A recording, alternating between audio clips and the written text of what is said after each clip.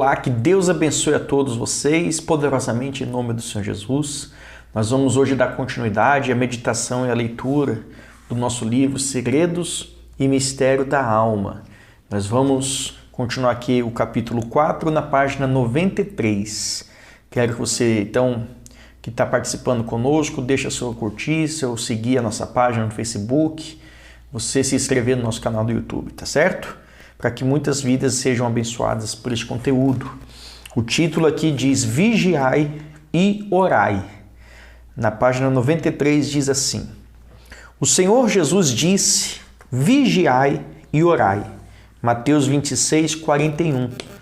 Vigiar é cuidar. Nós só vigiamos algo muito rico e precioso, não é mesmo?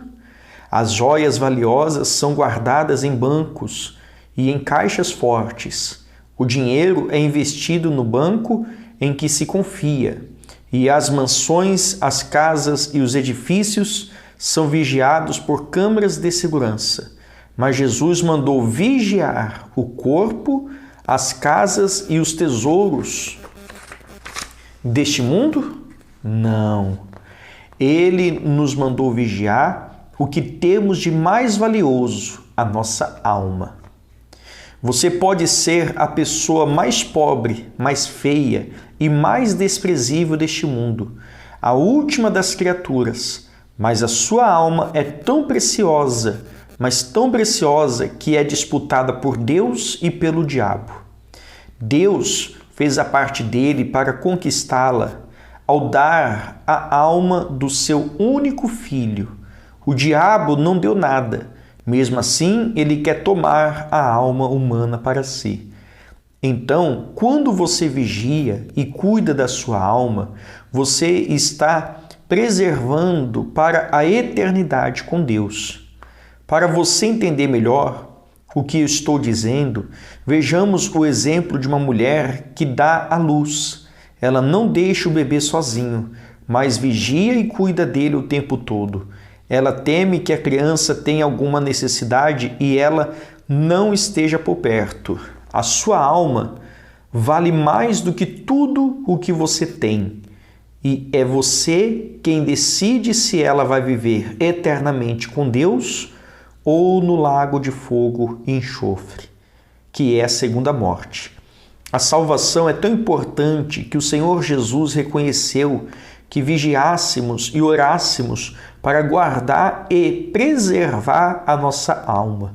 Quem zela pela própria salvação demonstra temor a Deus. Aliás, é por meio do temor a Deus e da nossa vigília permanente com respeito à nossa alma que evitamos cair em tentação. É como está escrito, Mateus 26, 41, Vigiai e orai, para que não entreis em tentação. Na verdade, o espírito, que é a mente, a razão e o intelecto, está pronto, mas a carne, a alma coberta de carne, é fraca. O Senhor Jesus ordenou aos discípulos que vigiassem a própria alma, ou seja, cada um teria de se sujeitar a sua alma ao seu próprio espírito, e uma vez a alma em atenta e submissa vigilância, o Espírito pode conduzi-la na oração pela necessidade do momento. Então, qual era a necessidade de os discípulos vigiarem e orarem? Aquela ordem era para que Pedro, João e Tiago se mantivessem firmes quando o Senhor Jesus fosse preso. Mas o que eles fizeram? Dormiram. E no momento da prisão do Salvador, Pedro sacou a espada e cortou a orelha do servo do sumo sacerdote. Ele fez isso porque a sua alma carnal quis defender o Senhor e impedir o seu sacrifício. Quando o Senhor Jesus convidou aqueles 3 discípulos para orarem com ele no jardim, ele queria que, através daquele momento registrado, todos tivessem a oportunidade de testemunhar a guerra instalada dentro da sua alma e que todos nós pudéssemos aprender, por meio do seu exemplo, como viver. Os discípulos dormiram enquanto o Senhor Jesus enfrentava a sua maior agonia. A repreensão não veio porque eles estavam sonolentos, mas porque estavam fracos para resistir à pressão do inferno. Tão fracos que não conseguiram ficar uma hora em oração. Então, nem uma hora pudeste velar comigo? Mateus 26:40. O próprio Filho de Deus havia passado o dia com eles e compartilhado das mesmas atividades. Se tinha alguém que poderia alegar cansaço, era o Senhor Jesus, mas em nenhum momento ele foi vencido pelas suas limitações humanas.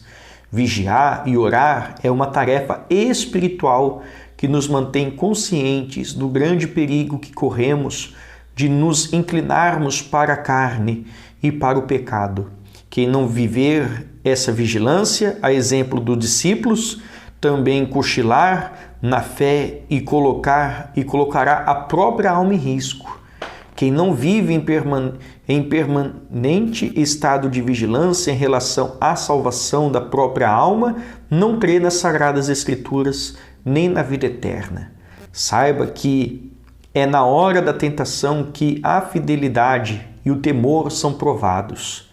E não há maior vitória para a fé do que uma pessoa que permanece firme e fiel até o seu último suspiro de vida, para finalmente ter a sua alma levada para Deus. Portanto, se você percebe que está inclinado para o pecado, fuja imediatamente dele.